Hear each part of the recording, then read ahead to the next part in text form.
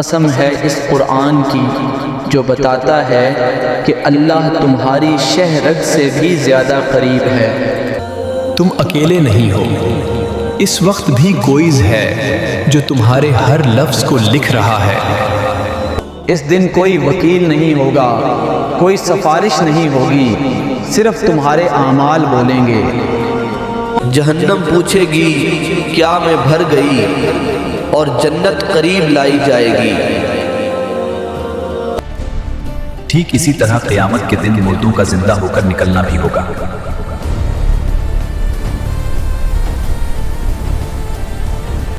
پھر ایک ایسا دن آئے گا جب سور پھونکا جائے گا۔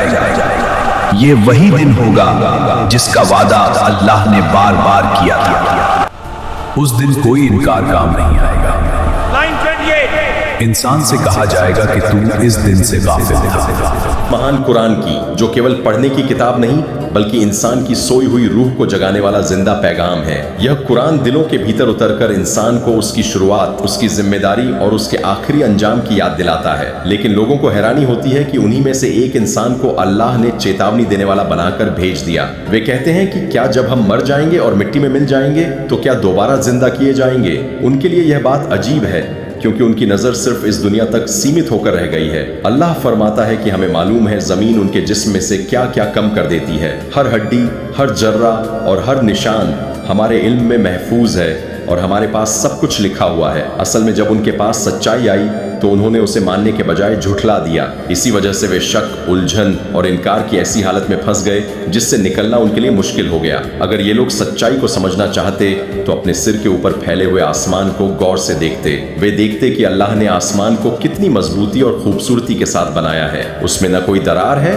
نہ کوئی کمی اور نہ ہی کوئی تھکاوٹ کا نشان دکھائی دیتا ہے۔ پھر وہ اپنی نگاہیں زمین کی طرف ڈالتے جس پر وہ روز چلتے ہیں مگر کبھی سوچتے نہیں۔ اللہ نے اس زمین کو پھیلایا، اسے رہنے کے قابل بنایا اور اس میں مضبوط پہاڑ جما دیے۔ ان پہاڑوں کو اس لیے کھڑا کیا گیا تاکہ زمین ڈگمگائے نہیں اور انسان سکون سے رہ سکے۔ اسی زمین سے اللہ نے ہر طرح کی خوبصورت اور فائدہ مند چیزیں اگائیں۔ یہ سب اس لیے ہے تاکہ ہر وہ انسان جو اللہ کی طرف جھکنا چاہتا ہے نصیحت حاصل کر سکے اور تاکہ ہر وہ دل جو زندہ ہے اپنے رب کی نشانیوں کو پہچان سکے۔ پھر اللہ بتاتا ہے کہ ہم نے آسمان سے برکت والا پانی اتارا۔ یہ پانی صرف پیاس بجھانے کے لیے نہیں بلکہ پوری زندگی کو چلانے کے لیے ہے۔ اسی پانی سے ہم نے ہرے بھرے باغ اگائے، لہلہاتے کھیت پیدا کیے اور کھانے کے اناج نکالے۔ یہ اناج انسان کی محنت کا پھل بھی ہے اور اللہ کی رحمت کا ثبوت بھی ہے۔ اور ہم نے اونچے اونچے کھجور کے پیڑ اگائے جن کے گچھے ایک کے اوپر ایک لگے ہوتے ہیں۔ ان پھلوں میں انسان کے لیے روزی بھی ہے اور سوچنے والوں کے لیے گہری نشانی بھی ہے۔ اللہ فرماتا ہے کہ ہم اسی پانی سے مری ہوئی زمین کو زندہ کر دیتے ہیں۔ جس زمین پر کبھی ہریالی نہیں ہوتی وہیں کچھ سمے بعد زندگی لہلہانے لگتی ہے۔ ٹھیک اسی طرح قیامت کے دن مردوں کا زندہ ہو کر نکلنا بھی ہوگا۔ جو اللہ سوکھی زمین کو زندہ کر سکتا ہے اس کے لیے انسان کو دوبارہ اٹھانا مشکل نہیں، لیکن انسان اپنی عقل کو صرف دنیا کی چیزوں تک سیمت کر لیتا ہے۔ وہ یہ بھول جاتا ہے کہ جس نے پہلی بار پیدا کیا وہی دوسری بار بھی پیدا کر سکتا ہے۔ اس سورہ کی شروعات ہی انسان کو جھکجھوڑنے کے لیے کافی ہے۔ قسم کھا کر بتایا گیا کہ یہ بات کوئی کہانی یا کلپنا نہیں ہے، یہ حقیقت ہے، سچ ہے اور آنے والا انجام ہے جس سے کوئی بچ نہیں سکتا۔ قرآن یہاں انسان کو اس کی حیثیت یاد دلاتا ہے۔ تو مٹی سے بنا ہے، مٹی میں جائے گا اور پھر مٹی سے ہی اٹھایا جائے گا۔ لیکن انسان گھمنڈ کرتا ہے، سوال اٹھاتا ہے اور اللہ کی قدرت کو بھول جاتا ہے۔ اس لیے اللہ آسمان اور زمین کی مثالیں دے کر اس کی عقل کو جگاتا ہے تاکہ وہ سمجھ سکے کہ یہ پوری کائنات کسی اتفاق سے نہیں بنی۔ ہر چیز ایک طے شدہ حساب، ایک مقصد اور ایک حکمت کے ساتھ بنائی گئی ہے اور انسان بھی اسی کائنات کا حصہ ہے، کوئی الگ یا آزاد ستہ نہیں۔ اگر وہ اس سچائی کو مان لے تو اس کی زندگی کا رخ بدل سکتا ہے اور اگر وہ انکار کرتا رہے تو وہی شک اور حیرانی اس کی تباہی کا کارن بن جائے گی۔ سورہ کہف کا یہ پہلا حصہ انسان کو سوچنے پر مجبور کرتا ہے، کیا واقعی مرنے کے بعد زندگی ناممکن ہے یا یہ صرف ہمارے وہم ہیں؟ اللہ صاف شبدوں میں بتا دیتا ہے کہ دوبارہ زندہ ہونا بالکل سچ ہے اور جو اس سچائی کو مانے گا وہی آنے والی زندگی میں کامیاب ہوگا۔ یہ آیتیں ڈرانے کے ساتھ ساتھ راستہ بھی دکھاتی ہیں۔ راستہ یہ کہ انسان اپنے رب کو پہچانے اور اس کی قدرت پر بھروسہ کرے اور اپنی عقل، دل اور عمل تینوں کو ایک ساتھ صحیح دشا میں لگائے۔ یہیں سے سورہ کہف انسان کو اگلے مرحلے کی طرف لے جاتی ہے جہاں حساب اور جواب کا ذکر آئے گا۔ ان ساری نشانیوں کے بعد بھی انسان سوچتا ہے کہ وہ بنا جواب دہی کے جی سکتا ہے، لیکن اللہ فرماتا ہے کہ ہم نے انسان کو پیدا کیا اور اس کے دل میں اٹھنے والے خیال تک جانتے ہیں۔ انسان جو سوچتا ہے، جو چھپاتا ہے اور جو جتاتا ہے सब हमारे इल्म में खुला हुआ है। अल्लाह इंसान की गर्दन की नस से भी ज्यादा करीब है, मगर इंसान इस करीबी को महसूस नहीं करता। वह अपने आप को अकेला समझता है, जबकि वह हर पल निगरानी में है। उसके साथ 2 फरिश्ते नियुक्त हैं जो उसके हर अमल को लिखते रहते हैं। एक फरिश्ता उसके दाईं ओर बैठा होता है और दूसरा उसके बाईं ओर मौजूद रहता है। अच्छा हो या बुरा, छोटा हो या बड़ा, कोई भी अमल लिखा जाने से छूटता नहीं।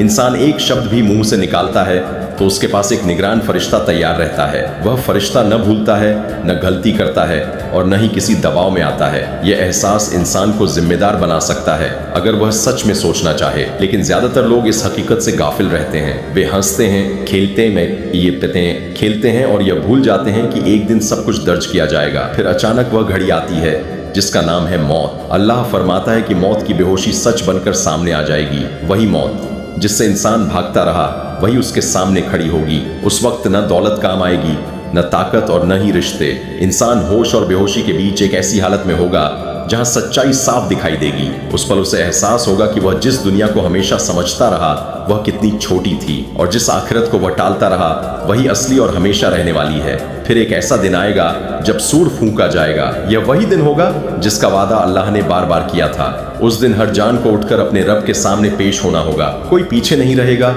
और कोई आगे नहीं निकल पाएगा। हर इंसान अपने साथ एक हाँकने वाला फरिश्ता लेकर आएगा और एक दूसरा फरिश्ता उसके अमाल की गवाही देने वाला होगा। उस दिन कोई इनकार काम नहीं आएगा। इंसान से कहा जाएगा कि तू इस दिन से गाफिल था, आज हमने तेरी आंखों से पर्दा हटा दिया है, आज तेरी नजर तेज है और तू सब कुछ साफ देख रहा है। दुनिया में जो बात समझ में नहीं आती थी आज वह बिल्कुल साफ होगी। आज न शक रहेगा, न भ्रम और न ही बहाने की कोई गुंजाइश होगी। इंसान का साथी फरिश्ता कहेगा कि यही वह सब कुछ है जो मेरे पास तैयार था। हर अमल, हर बात और हर इरादा एक मुकम्मल रिकॉर्ड की तरह सामने होगा। इंसान चाहेगा कि काश वह एक मौका और पाले, लेकिन उस दिन पछतावे के सिवा कुछ हाथ नहीं आएगा। ये आयतें इंसान को डराने के लिए नहीं, जगाने के लिए हैं, ताकि वह मौत से पहले अपने आप को सुधार ले, कयामत से पहले अपने अमाल का हिसाब खुद कर ले और उस दिन की तैयारी करे जब कोई किसी के काम नहीं आएगा। सूरह कहफ का यह हिस्सा इंसान को उसकी असली औकात याद दिलाता है कि तू जितना भी आजाद समझे, दरअसल तू जवाबदेह है। तेरी जिंदगी एक अमानत है और तेरा वक्त